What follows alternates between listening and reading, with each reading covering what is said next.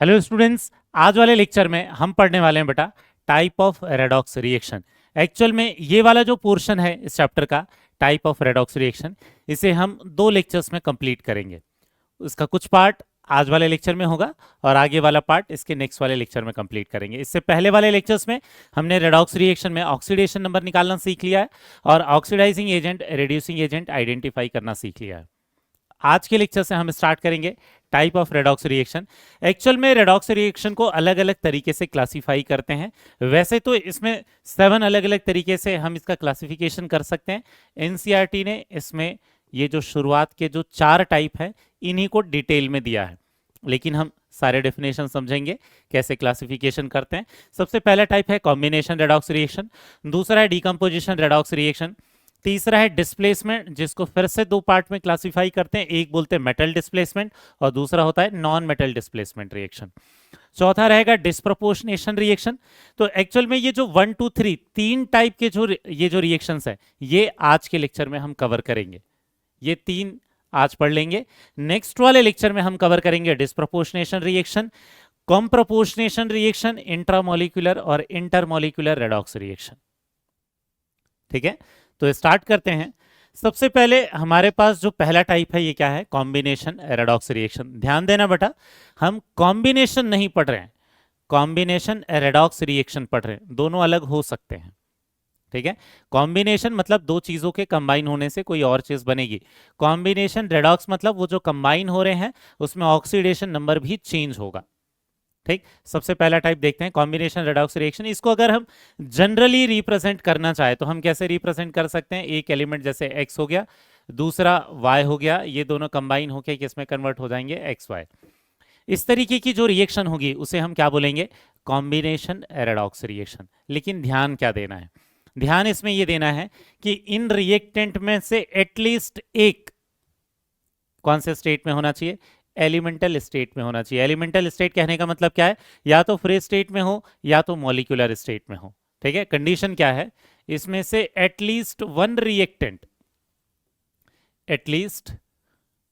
जो रिएक्टेंट है वो कौन से स्टेट में होना चाहिए? इन एलिमेंटल स्टेट होना चाहिए।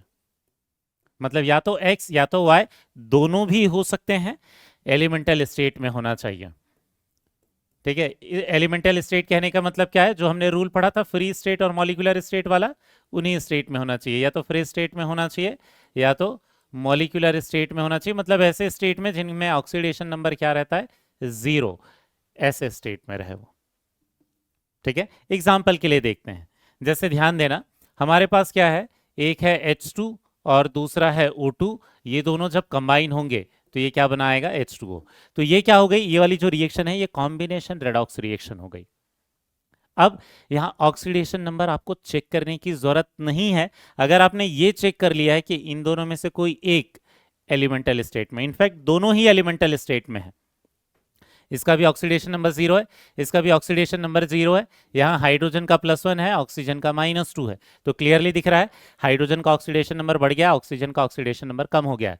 तो आपको ऑक्सीडेशन नंबर निकालने की जरूरत नहीं है अगर इनमें कोई एक एलिमेंटल स्टेट में है। क्यों? क्योंकि जब वो एलिमेंटल स्टेट में रहे होंगे तो 0 ऑक्सीडेशन नंबर रहा होगा।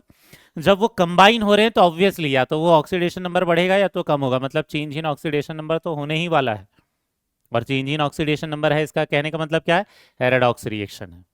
तो अगर दोनों में से कोई एक एलिमेंटल स्टेट में आ गए तो कौन से हो जाएंगे? कॉम्बिनेशन रेडॉक्स रिएक्शन हो जाएंगे। लेकिन रिएक्टेंट में देखना है। ठीक है, दूसरा एग्जांपल देखना है। जैसे अगर आप देखोगे कैल्शियम ऑक्साइड प्लस CO2, ये क्या बना रहा है? CaCO3।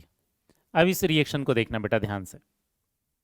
ठीक, अगर आप इस रिएक्शन को देखोगे तो एक्चुअल में ये रेडॉक्स नहीं है, कॉम्बिनेशन है। 2 चीजें कंबाइन होके एक सिंगल प्रोडक्ट में कन्वर्ट हो रहा है, लेकिन ये कॉम्बिनेशन रेडॉक्स नहीं है। क्यों?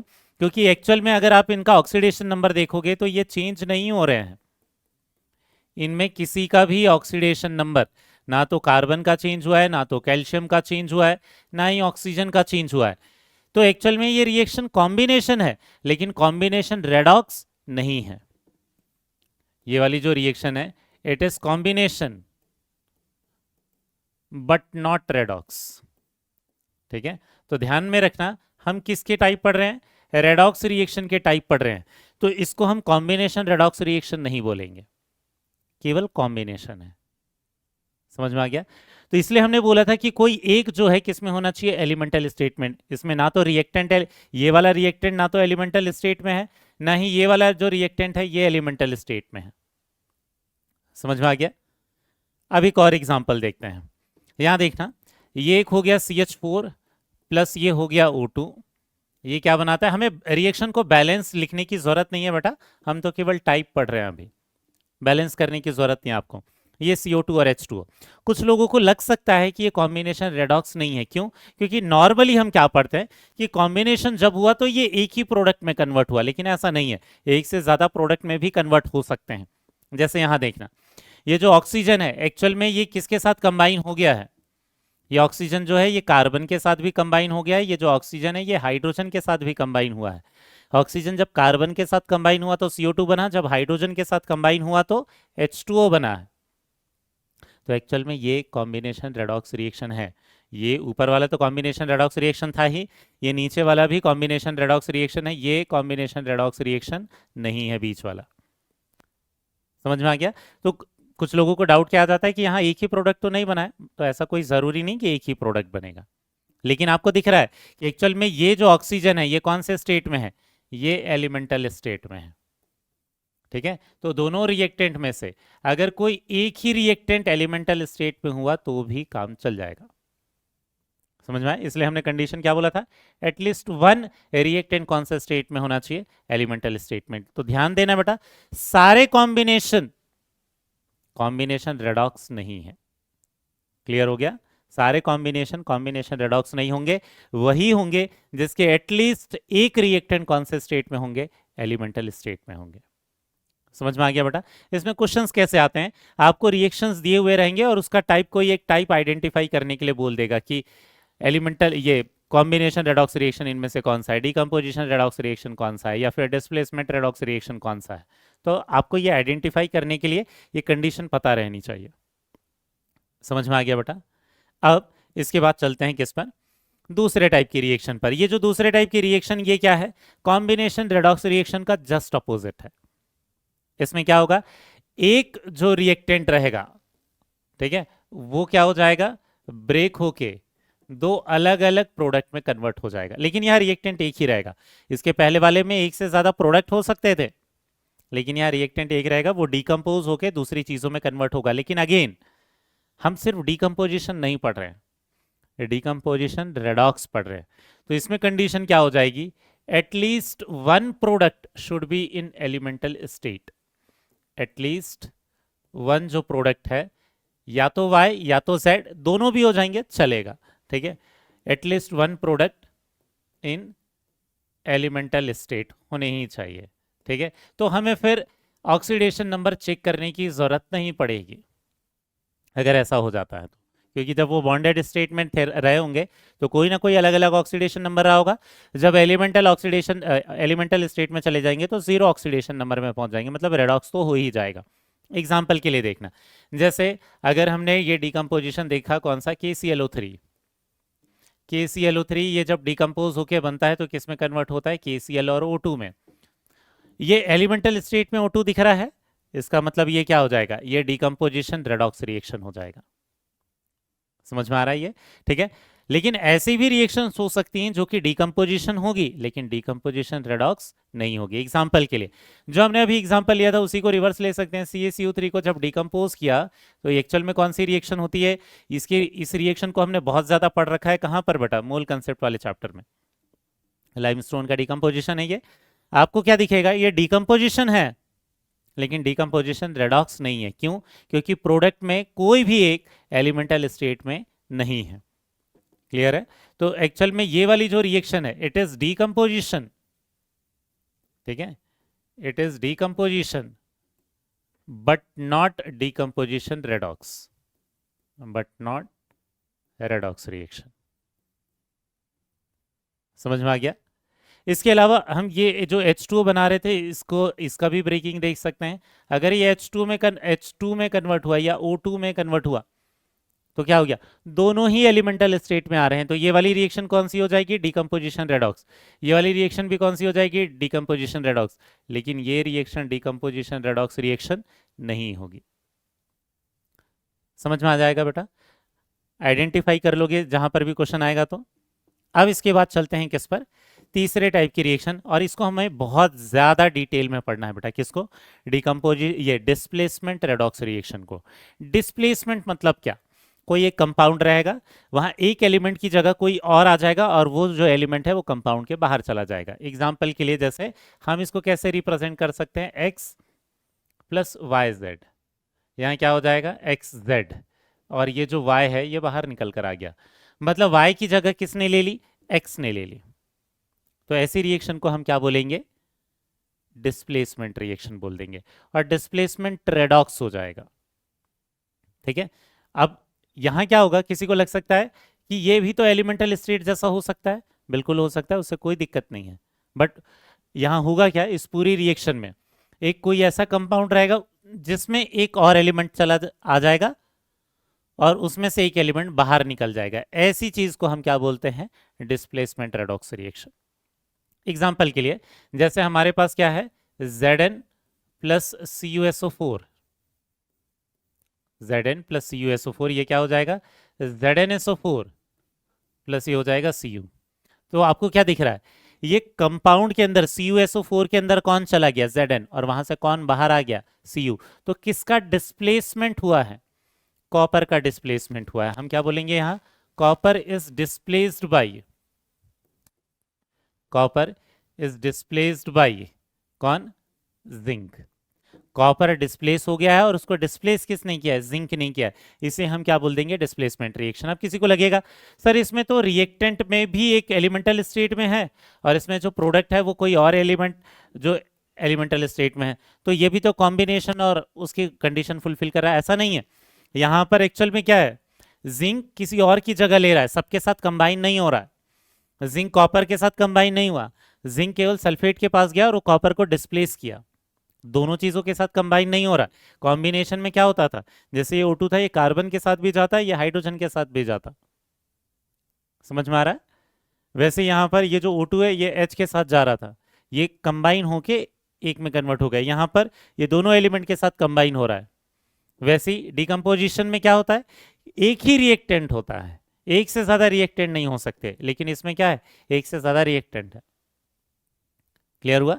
अब ये जो डिस्प्लेसमेंट रिएक्शन है इसको हम दो पार्ट में क्लासिफाई करते हैं, इसके बेसिस पर कि ये जो डिस्प्लेस होने वाली जो चीज है वो कौन है, कौन डिस्प्लेस कर रहा है ये नहीं, कौन डिस्प्लेस हो रहा है, उसके बेसिस पर हम इसको दो पार्ट में क्लासिफाई करते हैं। एक हम क्या बोलते हैं, मेटल डिस्प्लेसमेंट रिएक्शन। ठीक है, एक मिनट, किसी को लग जाएगा इस रिएक्शन का टाइप है, ऐसा नहीं है। डिस्प्लेसमेंट रिएक्शन में एक होता है कौन सा, मेटल डिस्प्लेसमेंट, एक होता है मेटल डिस्प्लेसमेंट, और दूसरा क्या होता है, नॉन मेटल डिस्प्लेसमेंट। ठीक है, तो ये दोनों नाम किसके बेसिस पर हम लिखते हैं, जब किसी रिएक्शन में मेटल डिस्प्लेस होता है तो metal displacement, when metal is displaced, when metal is displaced, उसको हम क्या बोलेंगे, मतलब कोई एक जो मेटल है वो अपने कंपाउंड से बाहर आ जाएगा। जैसे इसमें कौन, ऊपर वाली रिएक्शन में कौन बाहर आ रहा था, कॉपर, तो उसे क्या बोल देंगे, मेटल डिस्प्लेसमेंट रिएक्शन। और जब नॉन मेटल डिस्प्लेस हो जाता है, when non metal is displaced, तो उसे हम क्या बोल देते हैं, नॉन मेटल डिस्प्लेसमेंट रिएक्शन। समझ में आ गया। तो अब इनको डिटेल में हमें पढ़ना है कि मेटल डिस्प्लेसमेंट रिएक्शन कौन सी हो सकती है, कौन सी नहीं हो सकती, उसके यूजेस क्या हैं। वैसे नॉन मेटल डिस्प्लेसमेंट में कौन से नॉन डिस्प्लेसमेंट पॉसिबल है, कौन से नहीं पॉसिबल है, उसके यूजेस क्या है, ये हमें डिटेल में पढ़ना है। तो सबसे पहले आ जाते हैं मेटल डिस्प्लेसमेंट रिएक्शन। तो मेटल डिस्प्लेसमेंट रिएक्शन में क्या होगा, जैसे हमने अभी एक एग्जाम्पल देखा, कौन सा, Zn प्लस CuSO4, ये इसमें क्या चला गया, ZnSO4 चला गया इस कंपाउंड के अंदर, और उसमें से Cu बाहर आ गया, तो ये मेटल डिस्प्लेस हो गया। जब इस तरीके से मेटल डिस्प्लेस हो जाएगा तो हम क्या बोलेंगे, वो मेटल डिस्प्लेसमेंट रिएक्शन है। लेकिन कौन सी मेटल डिस्प्लेसमेंट रिएक्शन पॉसिबल है और कौन सी रिएक्शन पॉसिबल नहीं है, ये पता करने के लिए एक हमारे पास रूल है जिसे हम क्या बोलते हैं, रिड्यूसिंग पावर। रिड्यूसिंग एजेंट पढ़ा था हमने। तो मेटल बिहेव करते हैं रिड्यूसिंग एजेंट की तरह, और यूजुअली ठीक है, अलग अलग हो सकता है, लेकिन जनरली मेटल बिहेव करता है रिड्यूसिंग एजेंट की तरह, नॉन मेटल बिहेव करते हैं ऑक्सीडाइजिंग एजेंट की तरह। हमने रिड्यूसिंग एजेंट और ऑक्सीडाइजिंग एजेंट पढ़ा है। रिड्यूसिंग एजेंट होता है जो दूसरे को रिड्यूस करे खुद ऑक्सीडाइज हो जाए। ऑक्सीडाइजिंग एजेंट होते हैं जो दूसरे को ऑक्सीडाइज करे खुद रिड्यूस हो जाए। ठीक, तो ये जब मेटल, कौन सा मेटल दूसरे मेटल को डिस्प्लेस कर सकता है, इसको समझने के लिए हम एक पावर पढ़ते हैं, रिड्यूसिंग पावर। तो हम क्या बोलेंगे, एक रूल है क्या, metal of high reducing power, metal of high reducing power, high reducing power. High reducing power कहने का मतलब दूसरे को रिड्यूस करने की कैपेबिलिटी जिसमें ज्यादा होगी। High reducing power will displace metal with low reducing power, will displace metal with low reducing power। अब किसी को लगेगा सर ये reducing power हमें कैसे पता चलेगा, इसी के लिए हम एक ऑर्डर देखेंगे, एक सीरीज देखेंगे। ठीक है, metal with low reducing power. ठीक है, तो जो हायर रिड्यूसिंग पावर वाला जो मेटल रहेगा वो लो रिड्यूसिंग पावर वाले मेटल को उसके कंपाउंड से बाहर निकालकर फेंक देगा। ठीक है, एग्जांपल के लिए जैसे ऊपर वाले एग्जांपल में देखें तो जिंक और कॉपर, बाहर कौन निकला, कॉपर। इसका मतलब यह है कि जिंक की रिड्यूसिंग पावर ज्यादा रही होगी as compare to copper. Clear हुआ, जिंक की रिड्यूसिंग पावर ज्यादा रही होगी एज कंपेयर टू कॉपर, तो कॉपर को उसने बाहर निकाल दिया और खुद उसमें चला गया। तो जो ज्यादा रिएक्टिव मेटल होगा, ऐसा भी लिखते हैं कई बार, ठीक है, हाई रिड्यूसिंग पावर, इसकी जगह पर कुछ जगह पर और क्या लिखा हुआ रहेगा, हाई रिएक्टिविटी। ऐसा क्यों, क्योंकि जिस मेटल की रिड्यूसिंग पावर ज्यादा होती है उसकी रिएक्टिविटी भी ज्यादा होती है। ठीक है, तो जनरली ऐसा ही केस रहता है, जिसकी रिड्यूसिंग पावर ज्यादा है उस मेटल की रिएक्टिविटी भी ज्यादा रहती है, तो वो अपने से कम पावरफुल या कम रिएक्टिव मेटल को क्या कर देता है, डिस्प्लेस कर देता है। अब ये जो रिड्यूसिंग पावर की जो सीरीज है इसको बहुत ध्यान से पढ़ना बेटा, ये बहुत बार आएगा। ठीक है, रिड्यूसिंग पावर की सीरीज को याद रखने का ये ट्रिक है बेटा, क्या, लीली के भद्दे काले नाखून, मांगती है एल्कोहलिक पानी में जिंदा क्रैब, फिर नहीं सुना प्रभु ने कौन आगे आया। अब इसका मतलब क्या है, ये रिड्यूसिंग पावर की सीरीज है, ये हर एक एलिमेंट के सिंबल को रिप्रेजेंट करते हैं। लीली मतलब कौन हो जाएगा, लिथियम, के पोटेशियम, भद्दे बीए बेरियम, काले सीए, ठीक है कैल्शियम, नाखून Na सोडियम, मांगती है मैग्नीशियम, एल्कोहलिक एल्यूमिनियम, पानी ये H2 है। अब किसी को लग रहा होगा सर हम तो मेटल की रिड्यूसिंग पावर पढ़ रहे थे, H2 कहाँ से आ गया। इस H2 की जरूरत बाद में पड़ेगी बेटा, जब हम 12th के एक चैप्टर को पढ़ेंगे, इलेक्ट्रोकेमिस्ट्री को पढ़ेंगे, वहाँ ये वाटर जो है बहुत काम की चीज़ है, इसलिए मैं अभी पढ़ा दे रहा हूँ ताकि वो याद हो जाए एक ही बार में। ठीक है, तो एल्कोहलिक पानी में जिंदा इसके बाद है, ठीक है, इसके बाद आएगी ये सीरीज जिंदा क्रैब। कहने का मतलब क्या है, सबसे ज्यादा रिड्यूसिंग पावर लिथियम का होगा, फिर पोटेशियम का, फिर बेरियम का, ये एक रिड्यूसिंग पावर की सीरीज होगी। क्रैब क्रोमियम, फिर ये, फिर आयरन, नहीं निकल, सुना एसएन, प्रभु ने पीवी। क्लियर हो गया, यहाँ गैप छोड़ा हुआ था क्यों, क्योंकि यहाँ था H2। ये भी बहुत काम की चीज़ है बेटा, जब हम नॉन मेटल डिस्प्लेसमेंट रिएक्शन पर जाएंगे तो इस H2 की जरूरत पड़ने वाली है हमें, इसलिए यहाँ लिखा है साथ में। ठीक है, कौन, Cu, आगे Ag, आया Au, यहाँ मरकरी भी होता है, ये H2 के बाद ही होता है। ठीक है, लेकिन फिलहाल के लिए हमें इतना इनफ है। अब यहाँ देखना, ये रिड्यूसिंग पावर की सीरीज है, इस सीरीज में जो सबसे पहले आया है उसकी रिड्यूसिंग पावर बहुत ही ज्यादा है, इसमें से हर एक एलिमेंट को वो डिस्प्लेस करने की कैपेबिलिटी रखता है। लेकिन जो इस सीरीज में जितने बाद में आएगा उसकी रिड्यूसिंग पावर उतनी कम हो जाएगी, वो उतना कम डिस्प्लेसमेंट रिएक्शन दिखा पाएगा। ठीक है, मतलब वो दूसरों को डिस्प्लेस नहीं कर पाएगा, उसको बहुत सारे लोग कर पाएंगे। जैसे अगर हम किसका एग्जाम्पल देखें, कॉपर का एग्जाम्पल देखें, यहां ध्यान देना बेटा। अगर कॉपर का एग्जांपल देखते हैं तो कॉपर जो है ये सिल्वर को उसके कंपाउंड से निकालकर डिस्प्लेस कर सकता है, एयू को उसके कंपाउंड से निकालकर डिस्प्लेस कर सकता है, लेकिन वो आयरन को नहीं कर पाएगा, या क्रोमियम को नहीं कर पाएगा, या कैल्शियम को नहीं कर पाएगा। क्लियर है? क्योंकि इनकी रिड्यूसिंग पावर ज्यादा है। कॉपर केवल उनको डिस्प्लेस कर पाएगा जिनकी रिड्यूसिंग पावर उससे कम है। वैसे एग्जांपल के लिए अगर हमारे पास जिंक दिया है तो जिंक आयरन को उसके कंपाउंड से डिस्प्लेस कर सकता है, कॉपर को उसके कंपाउंड से डिस्प्लेस कर सकता है। हमने जो शुरुआत वाली रिएक्शन देखी थी वो यही तो थी कि जो जिंक है वो कॉपर को उसके कंपाउंड से बाहर निकाल दे रहा था। ठीक है, क्यों? क्योंकि जिंक की रिड्यूसिंग पावर कॉपर से ज्यादा है। वैसे लिथियम जो है, लिथियम इसमें से हर एक एलिमेंट को उसके कंपाउंड से बाहर निकालकर फेंक सकता है, डिस्प्लेस कर सकता है, लेकिन जिंक जो है वो लिथियम को डिस्प्लेस नहीं कर पाएगा, लिथियम को उसके कंपाउंड से बाहर नहीं निकाल पाएगा। समझ में आया? तो जिंक कॉपर को डिस्प्लेस कर सकता है, एल्यूमिनियम, मैग्नीशियम या लिथियम को डिस्प्लेस नहीं कर सकता। समझ में आ गया होगा आपको रूल। ये रिड्यूसिंग पावर की सीरीज है। इस सीरीज में जो भी जिस भी एलिमेंट के लिए हम चेक करेंगे वो अपने से बाद वाले एलिमेंट को डिस्प्लेस कर सकता है, अपने से पहले वाले एलिमेंट को डिस्प्लेस नहीं करेगा। अब इस रिड्यूसिंग पावर के बेसिस पर हम ये बता सकते हैं कि कौन सी डिस्प्लेसमेंट रिएक्शन इनमें से पॉसिबल होगी और कौन सी नहीं। इस पर पीवाईक्यू प्रीवियस ईयर में क्वेश्चंस भी पूछे हुए हैं कई बार बेटा। इंपॉर्टेंट कंसेप्ट है, ध्यान से समझना। सेम कंसेप्ट हम दोबारा पढ़ेंगे जब इलेक्ट्रोकेमिस्ट्री वाले चैप्टर पर जाएंगे। ठीक है, यहां देखना क्वेश्चन पूछा है which of the following reaction is feasible. जहां पर भी फीजिबल बोला है इसका मतलब क्या होता है? पॉसिबल।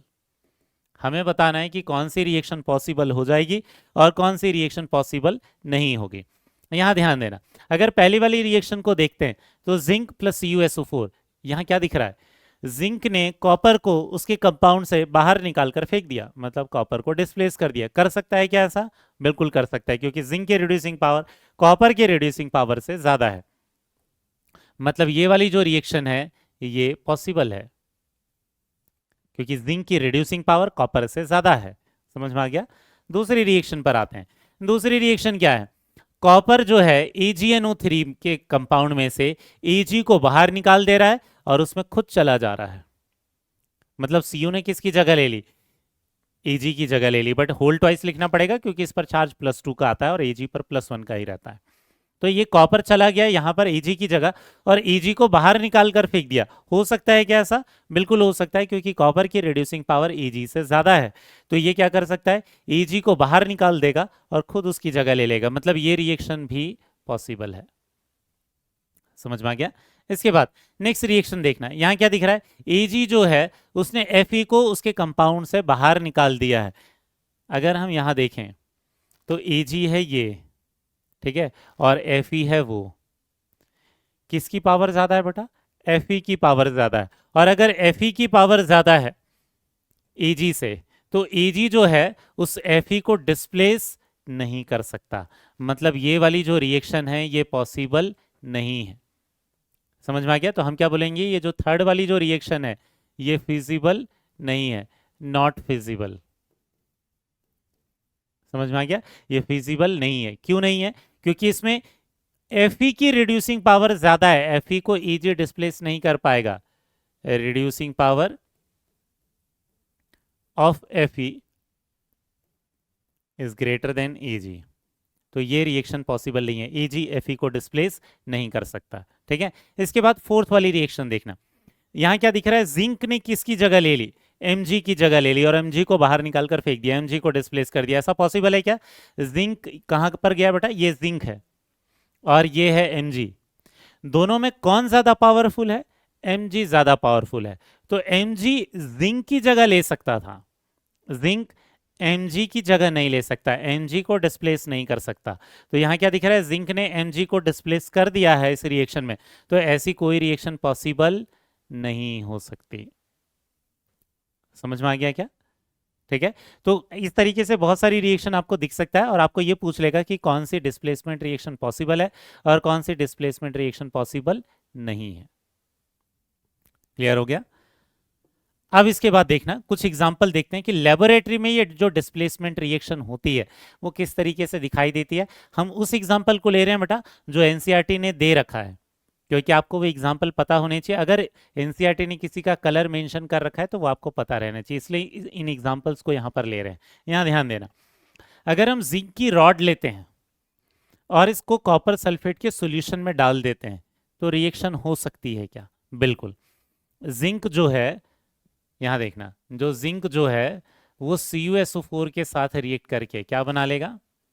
ZnSO4 बना लेगा, ZnSO4 प्लस Cu बना लेगा। क्यों? क्योंकि जिंक की रिड्यूसिंग पावर ज्यादा है किससे? कॉपर से। तो थोड़े टाइम के बाद क्या दिखेगा?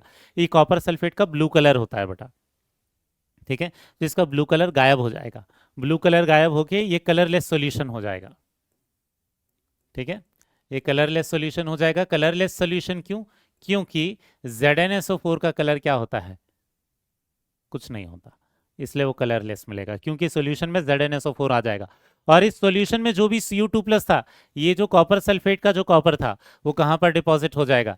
इस रॉड के ऊपर डिपॉजिट हो जाएगा। दिख रहा है क्या? तो यहाँ पर इस सॉल्यूशन से ये जो कॉपर है वो बाहर निकल जाएगा और इस मेटल की रॉड के ऊपर कॉपर की कोटिंग हो जाएगी।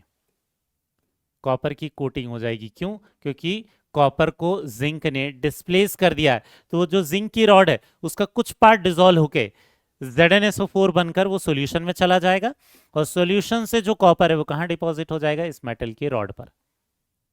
इस तरीके से हमें मेटल डिस्प्लेसमेंट रिएक्शन देखने को मिलती है। तो जो मेटल डिस्प्लेस होगा वो रॉड के ऊपर मिल जाएगा। क्लियर हुआ?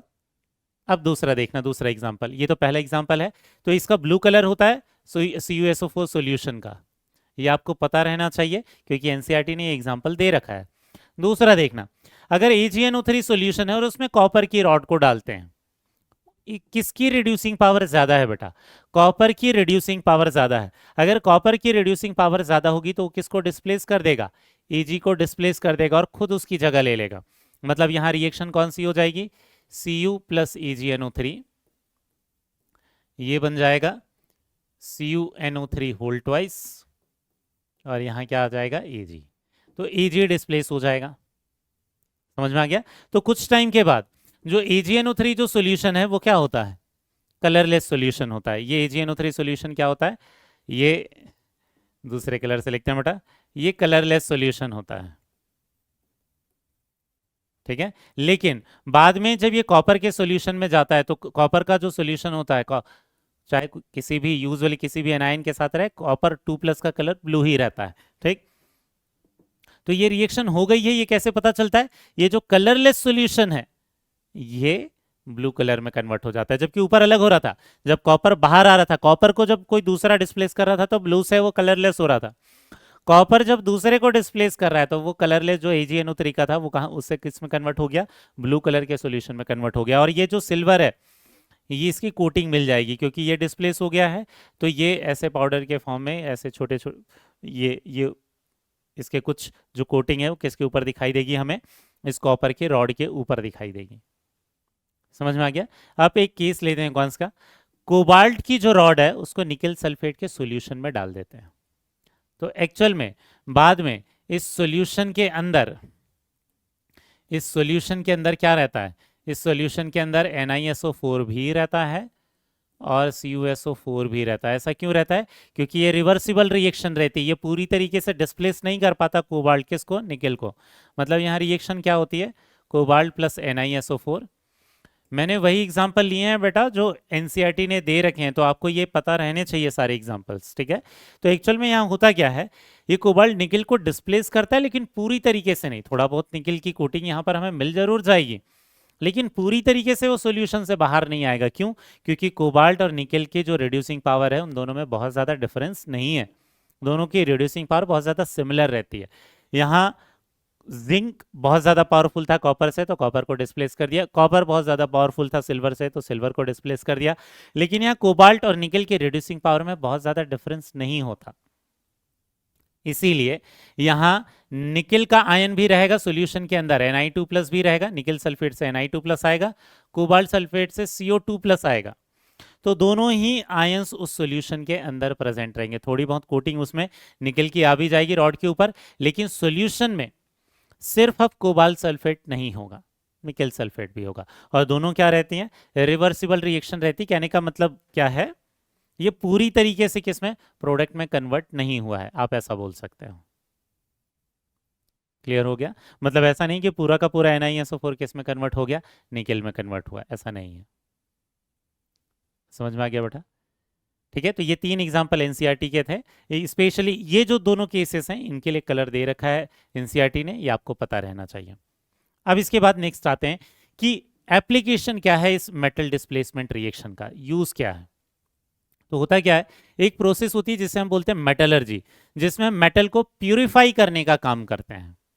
मेटल को प्यूरिफाई करने का काम करते हैं तो हम क्या कर देते हैं, बहुत बार कार्बन या कार्बन मोनोऑक्साइड इनको यूज करके किसी मेटल को रिड्यूस करके उसको प्यूरिफाई करते हैं। लेकिन कई बार वो कार्बन या कार्बन मोनोऑक्साइड काम नहीं कर पाते, तो उनमें रिडक्शन करने के लिए, दूसरे मेटल को प्यूरिफाई करने के लिए कई बार दूसरे मेटल्स की हेल्प हमें लेनी पड़ती है। तो सबसे इंपॉर्टेंट यूज इसमें क्या है, sometimes in metallurgy, in metallurgy some metals are purified or reduced, metals are reduced using another powerful metal, another powerful or more reactive metal, दूसरे मोर रिएक्टिव मेटल को यूज करके, जहां पर दूसरे रिड्यूसिंग एजेंट काम ना करें वहां इसको यूज करते हैं। ठीक है, एग्जाम्पल के लिए जैसे ये पढ़ा था हमने, कौन सा, Zn+CuSO4। अगर कॉपर सल्फेट के सॉल्यूशन से हमें कॉपर को बाहर निकालना है तो इस रिएक्शन को हम यूज कर सकते हैं। इसमें कॉपर प्यूरिफाई हो जाएगा, रिड्यूस हो गया वो कॉपर।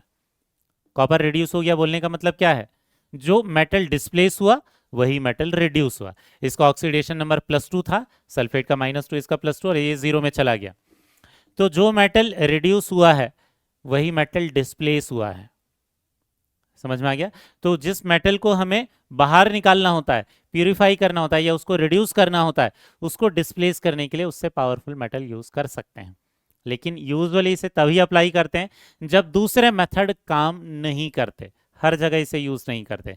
अगर जहां कार्बन या जो कार्बन मोनोऑक्साइड है, जो सस्ती चीजें हैं, उनसे काम अगर चल सकता है तो हम महंगे नशे नहीं करते। ठीक, तो यहां देखना। दूसरा एक और एग्जांपल क्या है, जैसे अगर टाइटेनियम है, अगर इसको प्यूरिफाई करना है TiCl4, तो इसमें क्या ले लेते हैं, Mg ले लेते हैं। Mg की रिएक्टिविटी टाइटेनियम से ज़्यादा होती है, तो ये क्या बना लेता है, ये MgCl2, और फिर टाइटेनियम प्यूरिफाई हो जाता है या रिड्यूस हो जाता है।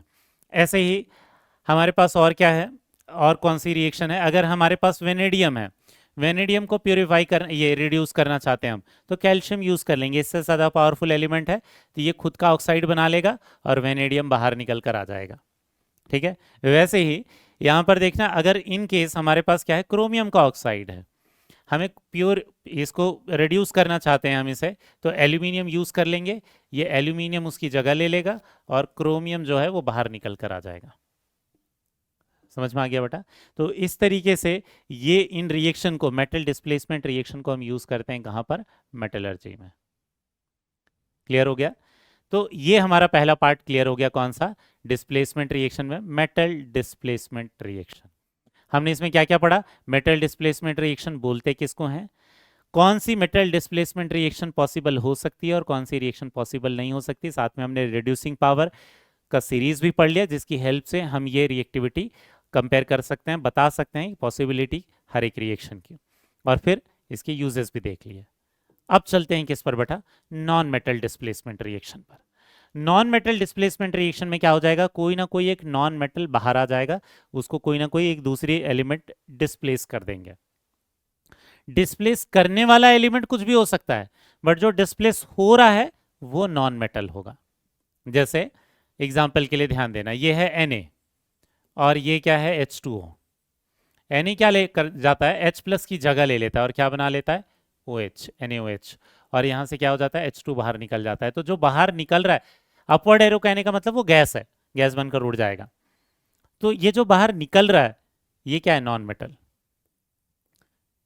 ये नॉन मेटल बाहर निकल रहा है। ये अलग बात है कि उसको जो डिस्प्लेस करने वाला एलिमेंट है वो कौन है, मेटल है। बट जो डिस्प्लेस हो रहा है वो तो नॉन मेटल है, तो इसको हम क्या बोलेंगे, नॉन मेटल डिस्प्लेसमेंट रिएक्शन।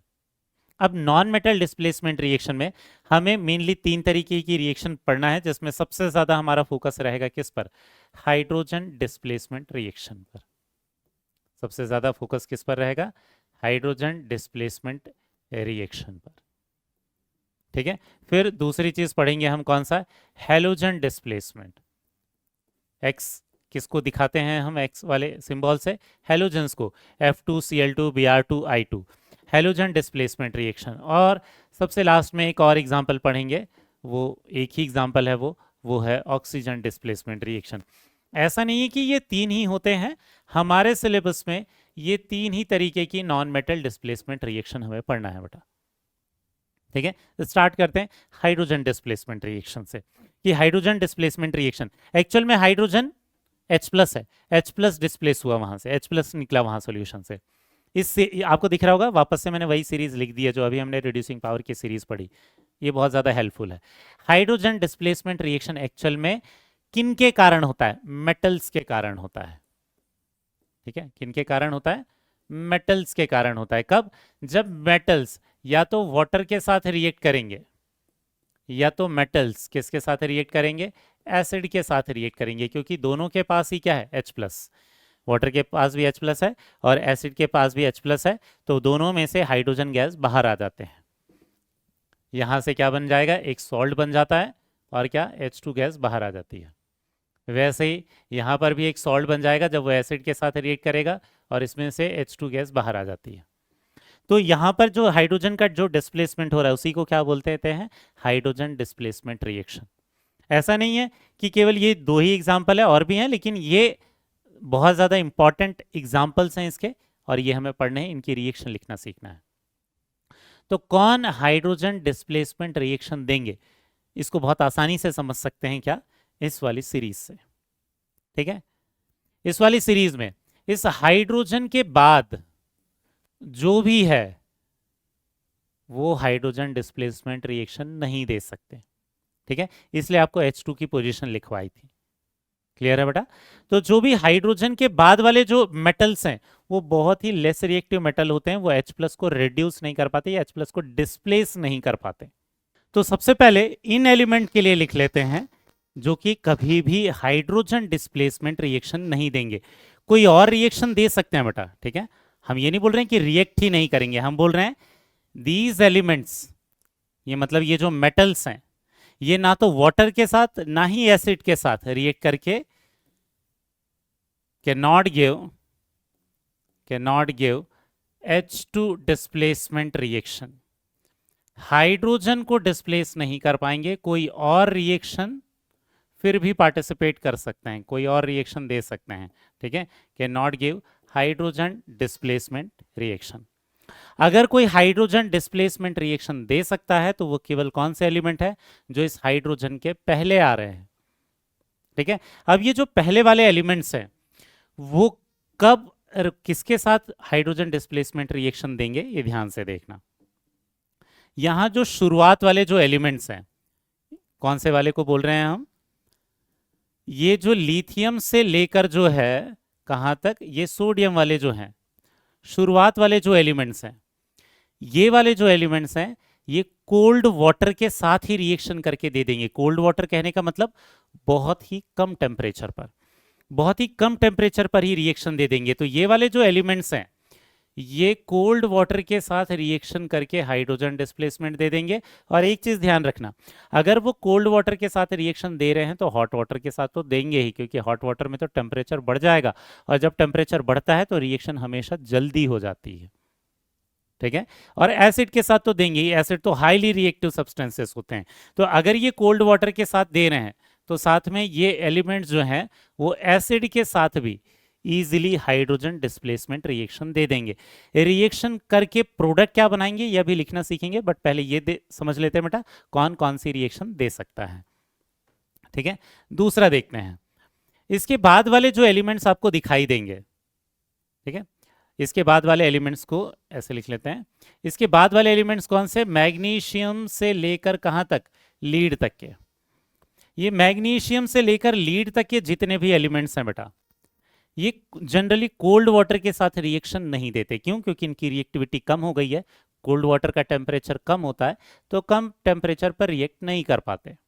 लेकिन हॉट वाटर के साथ देते हैं या स्टीम के साथ रिएक्शन इजीली देते हैं। तो यहां पर क्या होगा, ये वाले जो एलिमेंट्स हैं ये इजीली स्टीम के साथ रिएक्शन दे देंगे। मतलब ये वाटर ही है लेकिन बहुत हाई टेम्परेचर पर रिएक्शन में पार्टिसिपेट करेंगे। उसमें भी ये शुरुआत वाले थोड़े हॉट वाटर के साथ रिएक्ट कर जाएंगे, आगे वाले स्टीम के साथ रिएक्ट करेंगे।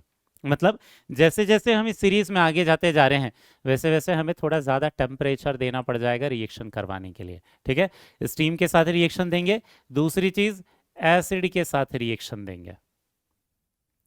समझ में आ गया? इस दोनों के साथ ये हाइड्रोजन डिस्प्लेसमेंट दे सकते हैं। लेकिन अब यहां पर एक्सेप्शनल केस कौन सा है? एल्यूमिनियम का और लीड का। ये वाटर के साथ हाइड्रोजन डिस्प्लेसमेंट नहीं देते, लेकिन रीजन इनकी रिएक्टिविटी नहीं है, कुछ और रीजन है। एसिड के साथ दे देते हैं वो, ठीक है। लेकिन ध्यान क्या रखना है, ये जो एल्यूमिनियम है, एल्यूमिनियम एंड लीड, ये क्या करते हैं? ये फॉर्म करते हैं protective oxide layer, form protective oxide layer with water, layer with water. और प्रोटेक्टिव ऑक्साइड लेयर बना रहे हैं, उसके कारण फिर रिएक्शन नहीं देते, इसलिए इसमें कोई रिएक्शन नहीं होती। अब इसको समझना ऐसा होता क्यों है। जैसे मान लेते हैं ये हमारे एल्यूमिनियम के मेटल का ब्लॉक था, ठीक है। अगर ये किसके साथ रिएक्ट कर रहा है? वाटर के साथ रिएक्ट कर रहा है। तो इसमें होता क्या है, इसमें एक कोटिंग बन जाती है, इसके ऊपर एक ऑक्साइड के लेयर की कोटिंग बन जाएगी पतली सी, और ये जो ऑक्साइड की जो लेयर रहेगी वो इसको प्रोटेक्ट करने का काम करेगी। ये अंदर वाले एल्यूमिनियम को अब बाहर वाले वाटर के साथ रिएक्ट नहीं करने देगी। मतलब एक पतली सी लेयर जैसी उस पर चढ़ी, उसके बाद वो रिएक्शन बंद हो जाती है। तो इसलिए हम उसको क्या बोलते हैं? Protective oxide layer. एल्यूमिनियम के ऑक्साइड की ही लेयर बन जाएगी जो कि आगे वाली रिएक्शन को रोक देगा, सेम लीड के साथ भी। ठीक है, तो एल्यूमिनियम और ये जो लीड है इसमें से ये एसिड और दूसरों के साथ रिएक्शन तो देंगे, हाइड्रोजन डिस्प्लेसमेंट रिएक्शन देंगे, वाटर के साथ नहीं देंगे। इसके साथ ही एल्यूमिनियम जो है वो HNO3 के साथ भी प्रोटेक्टिव ऑक्साइड लेयर बनाता है। एल्यूमिनियम प्लस HNO3, किसी और एसिड के साथ नहीं, केवल HNO3 एसिड के साथ ये क्या बनाता है? Form protective oxide layer. तो इसमें भी रिएक्शन रुक जाती है, किसी और केस में नहीं होगा। तो ये आपको ये जो एक्सेप्शनल केसेस हैं ये दूसरे चैप्टर में पढ़ने ही है बेटा, तो बेटर है अभी याद कर लो, बाद में आसान आएगा, आसानी से समझ में आ जाएगा या याद रह जाएगा। प्रोटेक्टिव ऑक्साइड लेयर बनाते हैं ये, इसलिए यहां पर भी कोई रिएक्शन हम नहीं पढ़ते। अदरवाइज इस रेंज में ये जितने भी एलिमेंट है वो बाकी सारे एसिड के साथ और एल्यूमिनियम और लीड के इन केसेस को छोड़कर ये भी हाइड्रोजन डिस्प्लेसमेंट रिएक्शन दे सकते हैं। समझ में आ गया बेटा यहां तक? अब ये देखते हैं कि ये जो शुरुआत वाले जो एलिमेंट है जिनकी रिएक्टिविटी हाइड्रोजन से ज्यादा है, जो हाइड्रोजन डिस्प्लेसमेंट दे सकते हैं, इनकी रिएक्शन को हम कैसे लिखेंगे। तो नेक्स्ट आते हैं बेटा, यहां देखते हैं रिएक्शन कैसे पढ़ेंगे हम। यहां ध्यान देना, जैसे अगर मान लेते हैं हमारे पास क्या दिया है, सोडियम, सोडियम प्लस H2O, ये हाईली रिएक्टिव सब्सटेंसेस है, ये आसानी से कोल्ड वाटर के साथ भी रिएक्शन कर देंगे। वाटर में एक्चुअल में क्या होता है? H प्लस और OH माइनस। तो H प्लस तो चला जाएगा क्या बनकर? H2 बनकर, हाइड्रोजन डिस्प्लेसमेंट। OH माइनस चला जाएगा Na प्लस के साथ और ये हो जाएगा NaOH, तो ये बन जाएगा NaOH प्लस H2। समझ में आ गया? ऐसे ही किसी और के साथ भी रिएक्शन लिख सकते हैं, पोटेशियम के साथ भी लिख सकते हैं पोटेशियम, या ठीक है ग्रुप 1 था, ग्रुप 2 का एग्जांपल ले लेते हैं। जैसे मान लेते हैं हम कैल्शियम को ले रहे हैं, तो Ca प्लस H2O, ये रिएक्शन कौन सी हो जाएगी? CaOH whole twice. Whole twice क्यों? क्योंकि कैल्शियम का ऑक्सीडेशन नंबर 2 होता है एल्कलाइन अर्थ मेटल का, प्लस H2, ऐसे रिएक्शन लिखना है। क्लियर हो गया? लेकिन जो मैग्नीशियम है, यहां देखना, मैग्नीशियम है, ये हॉट वाटर के साथ रिएक्ट करता है, ये आसानी से कोल्ड वाटर के साथ नहीं करता। तो ये भी, लेकिन रिएक्शन लिखेंगे इसको MgOH whole twice plus H2, यहां तक तो ठीक है। लेकिन जो बहुत ज्यादा हाई टेम्परेचर पर रिएक्शन देते हैं उसमें हाइड्रोक्साइड नहीं, उसमें ऑक्साइड बनाते हैं बेटा प्रोडक्ट में। जैसे एग्जांपल के लिए ये जो आयरन है, Fe प्लस H2O। ये एक्चुअल में नॉर्मल हॉट वाटर के साथ भी रिएक्शन नहीं देते, बहुत ज़्यादा स्टीम लेना पड़ता है, बहुत ज़्यादा टेम्परेचर देना पड़ता है। इनफैक्ट इंडस्ट्री में जब ये रिएक्शन कराते हैं तो ये क्या होता है, 1000 डिग्री सेल्सियस के ऊपर जाता है ये टेम्परेचर। तो यहाँ पर जब इतना ज़्यादा टेम्परेचर लेते हैं तो यहाँ हाइड्रोक्साइड नहीं बनाते, उसमें से H2O निकाल देते हैं, और तो ये बन जाएगा सिर्फ Fe2O3 ऑक्साइड बनेगा। समझ में आया बेटा? क्लियर हुआ?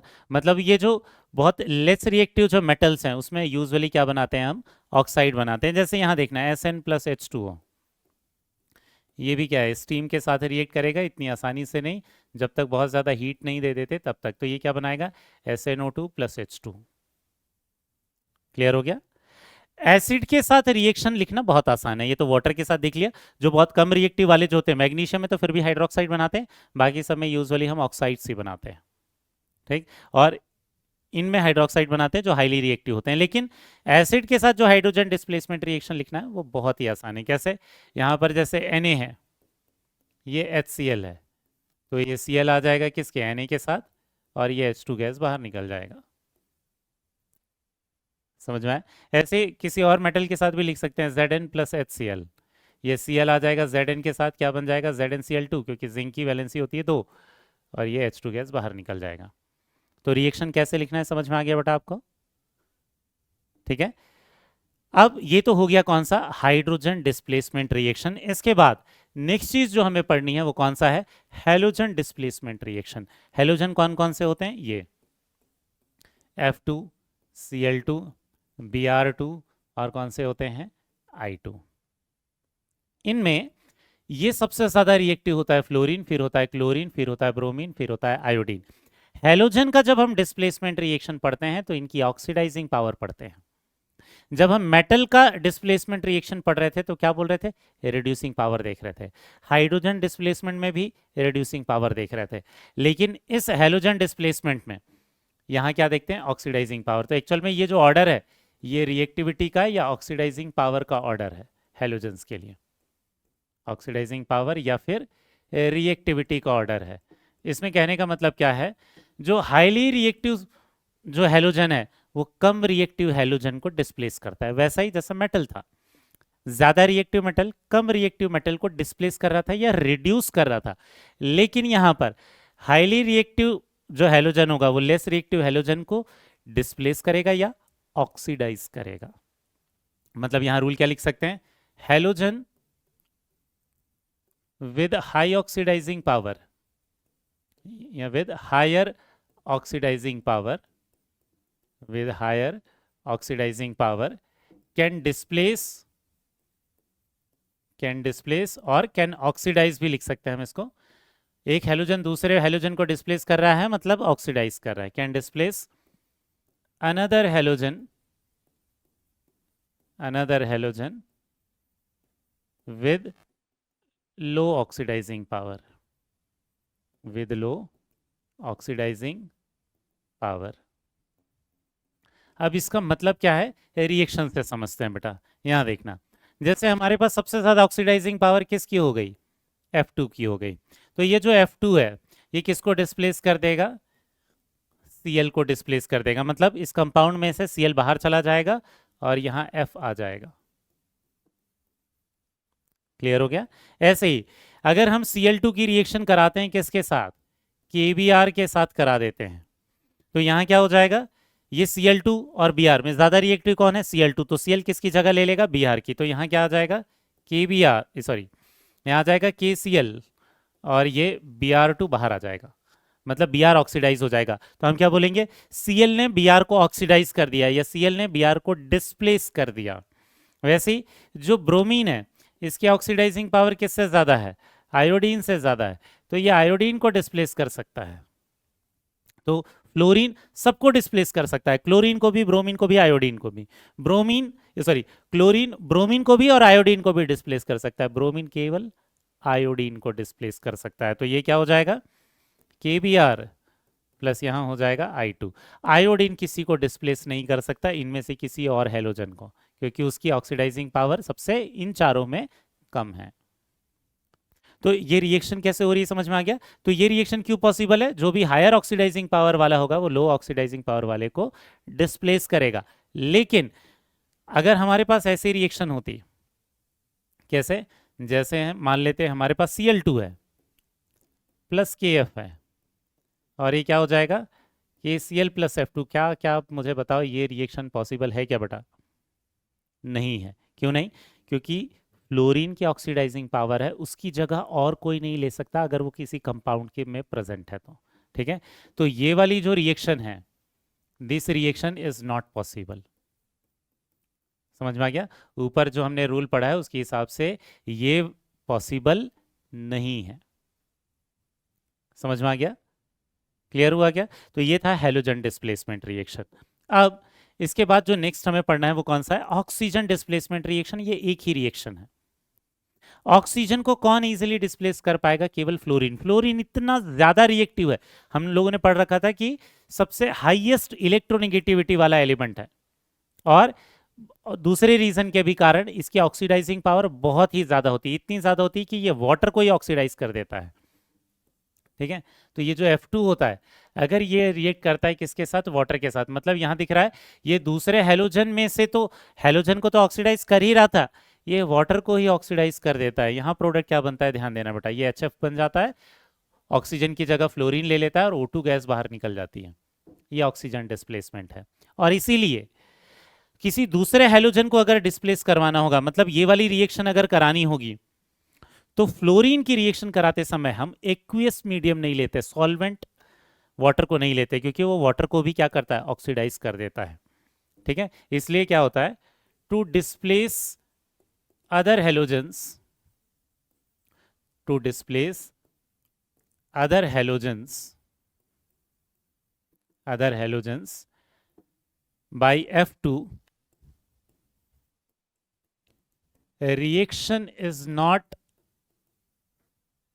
reaction is not done in aqueous medium, done in aqueous medium या aqueous solution। aqueous कहने का मतलब सॉल्यूशन, सॉल्वेंट कौन रहा होगा, वाटर रहा होगा। तो aqueous solution में हम इसे यूज नहीं करते। क्यों? बिकॉज F2 कैन ऑक्सीडाइज, ये सारी स्टेटमेंट एनसीईआरटी के हैं बेटा, इसलिए मैं लिखवा रहा हूं, F2 can oxidise H2O, water को ही, क्योंकि वो ऑक्सीडाइज कर देता है, इसलिए हम F2 के रिएक्शन को कराने के लिए एक्वियस मीडियम यूज नहीं करते, क्योंकि वो कौन सी रिएक्शन देता है, ऑक्सीजन डिस्प्लेसमेंट रिएक्शन देता है। समझ में आ गया? दूसरी चीज, फ्लोरीन की ऑक्सीडाइजिंग पावर इतनी ज्यादा है कि कोई और केमिकल F- को F2 में ऑक्सीडाइज नहीं कर सकता। वैसे तो एक और केमिकल होता है जिसका एग्जाम्पल एनसीईआरटी की एक्सरसाइज में ही दे रखा है, लेकिन एनसीईआरटी ने ये जो स्टेटमेंट दे रखा है उसको करेक्ट मानना। कौन सा statement? Due to high oxidising power, मतलब एक केमिकल होता है जो कि F- को ऑक्सीडाइज कर देता है F2 में, लेकिन उसके लिए उसको कंसीडर नहीं किया एनसीईआरटी ने। ठीक है, तो यहां ध्यान देना, due to high oxidising power, high oxidising power of F2, power of F2, no chemical can convert या can oxidize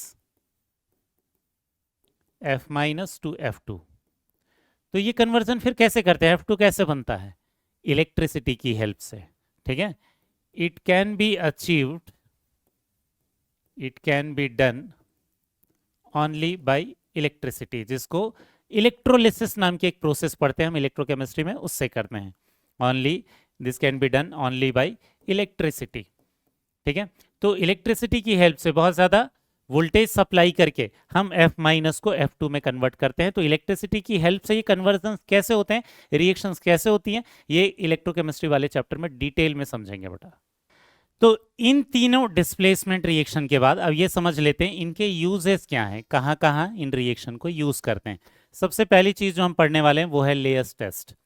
ऐसे और भी बहुत सारे टेस्ट पढ़ने वाले हैं हम सॉल्ट एनालिसिस वाले चैप्टर में बेटा, जिसमें होता क्या है, हमारे पास केमिस्ट्री में हर एक आयंस के टेस्ट करने के लिए कुछ ना कुछ रिएक्शंस होती हैं, जिसमें हम कलर को देखकर या प्रेसिपिटेट को देखकर ये बता सकते हैं कि सॉल्यूशन के अंदर या किसी कंपाउंड के अंदर कौन सा एलिमेंट या कौन सा आयन प्रेजेंट है। लेकिन क्योंकि ये इसका यूज है, ठीक है, नॉन मेटल डिस्प्लेसमेंट रिएक्शन का यूज है, तो इसको यहाँ देख रहे हैं। यहाँ देखना लेयर टेस्ट में होता क्या है, एक्चुअल में यूज क्यों करते हैं। तो ये केमिस्ट्री का ऐसा टेस्ट है जिससे हम आइडेंटिफाई करते हैं, it is used to identify presence of Br minus और I माइनस। किसी सॉल्यूशन के अंदर Br माइनस या I माइनस प्रेजेंट होगा, या किसी कंपाउंड के अंदर Br माइनस या I माइनस प्रेजेंट होगा, उसको चेक करने के लिए हम ये वाला टेस्ट करते हैं। जैसे एग्जांपल के लिए देखना, ये सॉल्यूशन है, इसके अंदर Br माइनस I माइनस हो सकता है या नहीं हमें नहीं पता, ये चेक करने के बाद निकालेंगे। हम क्या करते हैं, ये जो सॉल्यूशन है इसमें हम क्लोरीन वाटर ऐड कर देते हैं। क्लोरीन वाटर कहने का मतलब क्या है, क्लोरीन और वाटर का मिक्सचर। साथ में एक नॉन पोलार सॉल्वेंट ऐड कर देते हैं, नॉन पोलार या बहुत ही कम पोलार एक सॉल्वेंट ऐड कर देते हैं जो कि वाटर के साथ मिक्स ना हो। जैसे कौन सा, CCl4 या फिर CHCl3। CHCl3 exactly non polar तो नहीं है, बट नेग्लिजिबल है उसकी पोलैरिटी, ठीक है। तो ऐसा कोई भी एक सॉल्वेंट ले लेते हैं, और वो सॉल्वेंट क्या होते हैं, ये वाटर के साथ मिक्स नहीं होते बेटा, वो ऐसी लेयर बना लेते हैं अलग से, ठीक है। जैसे वो CHCl3 या CCl4 जो है ना, वो यहाँ पर बिल्कुल अलग से एक लेयर बना लेंगे, ठीक। अब क्या होगा, इन केस अगर सॉल्यूशन के अंदर Br माइनस प्रेजेंट है, तो हम लोगों ने पढ़ रखा है कि Cl2 क्या करेगा, इस Br माइनस को डिस्प्लेस या ऑक्सीडाइज कर देगा। अब ध्यान देना, मैंने यहाँ K+ नहीं लिखा है, क्योंकि कई बार आपको नहीं लिखा हुआ मिलेगा। क्यों, क्योंकि वो इंपॉर्टेंट नहीं है हमारे लिए। वो NaBr भी हो सकता था, KBr भी हो सकता था, LiBr भी हो सकता था, कुछ भी हो सकता था, लेकिन उसमें कैटायन इंपॉर्टेंट नहीं है। ये Cl2 क्या करेगा, खुद रिड्यूस हो जाएगा और Br को ऑक्सीडाइज कर देगा। जो दूसरे को ऑक्सीडाइज कर रहा है वो खुद तो रिड्यूस होगा ही, यही तो पढ़ रखा था हमने पहले भी, ठीक है। वैसे ही अगर सॉल्यूशन के अंदर हमारे पास I माइनस प्रेजेंट है, तो वो खुद रिड्यूस होके I माइनस को ऑक्सीडाइज करके I2 में कन्वर्ट कर देगा। मतलब ये डिस्प्लेसमेंट रिएक्शन ही है, उस सॉल्यूशन से Br2 को बाहर कर दिया, या उस सॉल्यूशन के कंपाउंड से I माइनस को बाहर कर दिया। अब क्या होगा, ये जो Br2 है ये किस में होता है, ये डिसॉल्व हो जाता है CCl4 में। This dissolve in CCl4। ऐसा क्यों होता है, क्योंकि ये भी नॉन पोलार है और ये भी नॉन पोलार है। जो एक नेचर के जो सॉल्वेंट होते हैं उसमें एक ही नेचर का सोल्यूट डिसॉल्व हो जाता है, जहां पर नेचर मैच करते हैं वहीं पर वो चीज जाकर डिसॉल्व हो जाती है। तो वाटर से ज्यादा Br2 उसके नेचर के साथ मैच करता है, इसलिए उसमें डिसॉल्व होता है। सेम I2 जो है ये भी अगर बनेगा तो किस में हो जाएगा, डिसॉल्व हो जाएगा इन CCl4। इसके बाद क्या होगा, जैसे ही वो CCl4 में डिसॉल्व होगा, CCl4 होगा कलरलेस, लेकिन Br2 उसको अपना कलर दे देगा। कौन सा colour, red orange. Red orange layer बन जाएगा, मतलब वो जो लेयर था, जो CCl4 की जो लेयर थी, वो रेड ऑरेंज कलर की लेयर में कन्वर्ट हो जाएगी। तो जैसे ही इसका कलर जो कलरलेस रहेगा, उससे अगर रेड ऑरेंज हुआ तो हम समझ जाएंगे कि सॉल्यूशन में Br माइनस था, उसके कारण ये आया है। वैसे ही ये जब डिसॉल्व इन CCl4 होगा तो ये कौन सा कलर दे देगा, उसे वायलेट कलर दे देगा। वहां रेड ऑरेंज की जगह कई जगहों पर ब्राउन भी लिखा हुआ मिलेगा बेटा, ठीक है। और वैसे ही आयोडीन के कारण कौन सा इसका कलर हो जाएगा, वायलेट। तो होगा क्या इस टेस्ट में, क्लोरीन वाटर इस लेयर को डालने के बाद जब हमने मिक्स किया, तो वो जो लेयर है, अगर उस लेयर का कलर ये रेड ऑरेंज कलर आया, तो हम समझ जाएंगे कि इस सॉल्यूशन के अंदर पहले से Br माइनस था। अगर उसका कलर वायलेट आया तो हम समझ जाएंगे कि पहले से उसके अंदर I माइनस था। तो उसके प्रेजेंस को पहले प्रेजेंट था या नहीं, ये चेक करने के लिए जो टेस्ट यूज करते हैं उसे लेयर्स टेस्ट बोलते हैं, क्योंकि उस लेयर के कलर चेंज से ही हम ये पता करते हैं। समझ में आया। हमें दूसरे चैप्टर्स में और भी दूसरे सारे टेस्ट पढ़ने हैं, लेकिन ये नॉन मेटल डिस्प्लेसमेंट रिएक्शन का यूज था, इसलिए ये इंपॉर्टेंट है बेटा। समझ में आ गया, ठीक। अब इसके बाद दूसरा जो यूज है वो किस में है, इसका जो दूसरा यूज होता है वो होता है recovery of halogen. Recovery of halogen from another compound या फ्रॉम अ कंपाउंड। जैसे मान लेते हैं हमें एक कंपाउंड है KBr, इसमें Br को रिकवर करना है, तो इसकी रिएक्शन इससे ज्यादा रिएक्टिव नॉन मेटल के साथ करा देंगे, तो ये क्या बन जाएगा KCl और Br2 हमें बाहर मिल जाएगा।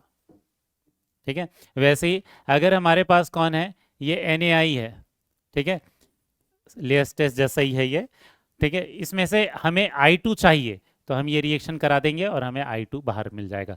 तो इस Br2 को रिकवर करने के लिए या I2 को रिकवर करने के लिए उनसे ज्यादा रिएक्टिव नॉन मेटल की रिएक्शन करा देते हैं। ठीक है, इसके अलावा इसका एक और भी यूज है, बहुत ज्यादा इंपॉर्टेंट तो नहीं है ये, इसमें क्या कर सकते हैं, rate of evolution of hydrogen को पढ़कर, हाइड्रोजन डिस्प्लेसमेंट का यूज है ये, रेट ऑफ इवोल्यूशन, रेट कहने का मतलब speed, speed of evolution of H2 gas, कि H2 गैस कितनी स्पीड के साथ निकल रही है, इसको पढ़ के हम रिएक्टिविटी ऑफ मेटल को भी पढ़ सकते हैं, रिएक्टिविटी ऑफ मेटल कंपेयर कर सकते हैं। ठीक है, कहने का मतलब जिस मेटल के साथ हाइड्रोजन गैस तेजी से निकलेगी उस मेटल की रिएक्टिविटी ज्यादा है, जिस मेटल के साथ हाइड्रोजन धीरे धीरे निकलेगा उस मेटल की रिएक्टिविटी कम है। तो मेटल की रिएक्टिविटी का कंपैरिजन यूज करने के लिए भी हम हाइड्रोजन डिस्प्लेसमेंट रिएक्शन को यूज कर सकते हैं। तो यहां तक हमने 3 अलग अलग तरीके की रेडॉक्स रिएक्शंस पढ़ ली हैं बेटा। अब इन्हीं पर बेस्ड कुछ क्वेश्चंस करते हैं। क्वेश्चंस बहुत ही सिंपल होते हैं इसके बेटा, क्योंकि सिर्फ थ्योरी है इसमें।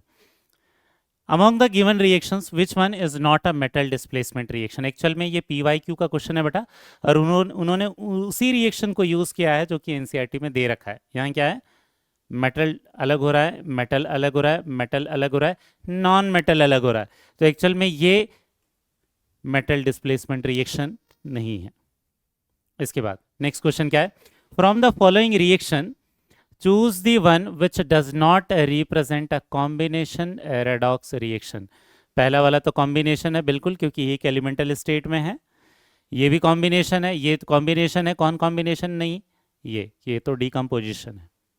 ठीक है, इसके बाद नेक्स्ट क्वेश्चन क्या है बेटा, name the following 2 metals which displace hydrogen from cold water. Hydrogen from cold water कौन हो जाएगा, जो बहुत ज्यादा रिएक्टिव है, लिथियम, पोटेशियम, सोडियम, ये सब लिख सकते थे हम। 2 metals that react with steam to produce hydrogen gas, कौन सा बोला है हमने, आयरन बोला था। ठीक है, फिर कौन सा, टिन, इन दोनों की रिएक्शन लिखी थी हमने। ये जो टिन है इसकी रिएक्शन दे रखी है बेटा, लेकिन P ब्लॉक वाले चैप्टर में दे रखी है। ठीक है, इसके बाद नेक्स्ट क्या है, F माइनस, ये ट्रू एंड फॉल्स बताना है। F minus ion can be easily converted into F2 by chemical means, गलत। इसको कोई केमिकल F माइनस को F2 में कन्वर्ट नहीं कर सकता, मतलब ये क्या हो जाएगा, फॉल्स हो जाएगा बेटा। नेक्स्ट क्या बोल रहा है स्टेटमेंट, ये भी ट्रू एंड फॉल्स बताना है। Decomposition reaction involves breakdown of a compound into 2 or more components, at least one of which must be in elemental state। सही है, हमने बोला था जो प्रोडक्ट रहेगा उसमें से कोई एक एलिमेंटल स्टेट में होना चाहिए, मतलब ये स्टेटमेंट तो ट्रू हो गया। ठीक है, इसके बाद नेक्स्ट क्वेश्चन, आज के लेक्चर का सबसे लास्ट क्वेश्चन है, क्या बोला, using the following reactions Br minus and I minus can be identified in laboratory. Reaction दे रखा है और पूछा है this test is known as, आपको पता है इस टेस्ट को क्या बोलते हैं, लेयर टेस्ट बोलते हैं, क्योंकि उसमें लेयर का कलर चेंज होता है। समझ में आ गया बेटा। तो आज के लेक्चर में हमने ये जो 3 टाइप थे, combination redox reaction, decomposition redox reaction और डिस्प्लेसमेंट रेडॉक्स रिएक्शन, इसको कंप्लीट कर लिया है। नेक्स्ट वाले लेक्चर में 4 तरीके के रेडॉक्स रिएक्शन को कंप्लीट करेंगे, जिसमें सबसे ज्यादा इंपॉर्टेंट है डिस्प्रपोर्शनेशन रेडॉक्स रिएक्शन।